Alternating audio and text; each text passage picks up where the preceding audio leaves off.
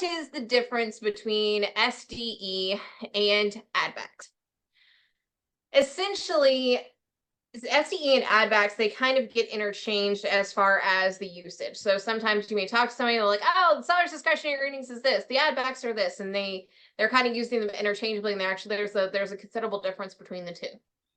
So SDE at its basis is a seller's discretionary earning. Now, this is a measure used to determine the total financial benefits available to you, the owner or the operator. So everybody here, their goal is to be a owner of a business. So what are those total benefits that are available to you? It's going to be the pre-tax earnings before deducting compensation for the owner, interest, taxes, depreciation, amortization. Everybody loves a good EBITDA.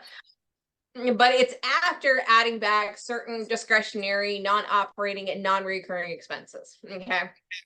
So that's specifically what add backs are. And we're going to look at some examples of what different add backs are before we finish. So seller's discretionary earnings reflects the cash flow available to the owner to cover their salary, any perks that you have, any benefits that are going to derive from the business. Okay. It's often used for valuation of small businesses, especially with a single owner or a small ownership group.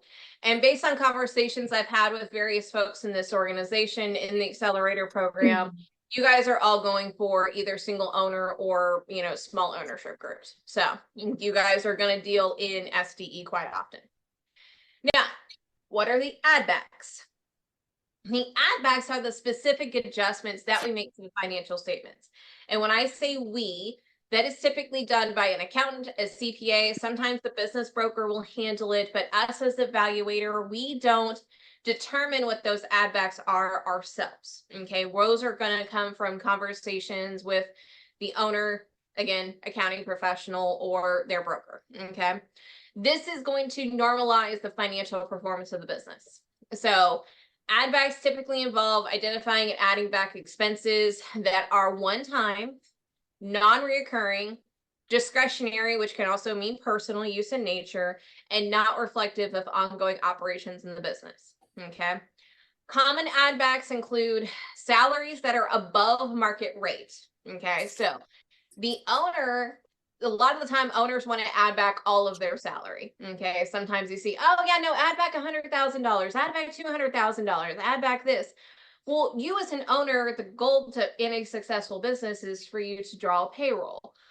For this, when we're doing this as an add back, we want to add back anything that is over and above what is market rate. Okay. Anything that's a non-reoccurring expense, such as a legal settlement, one-time marketing expenses because you did like a product launch or something like that. Like James said, he was looking at an e-com business. Okay, if they launched a new product that was something in the e-commerce, well, they would have some one-time expenses associated with marketing and launching that new thing. Okay. I did one that was a e-commerce business for like medical devices. Whenever they rolled out a new product, we did have non-recurring expenses associated with that product. Okay.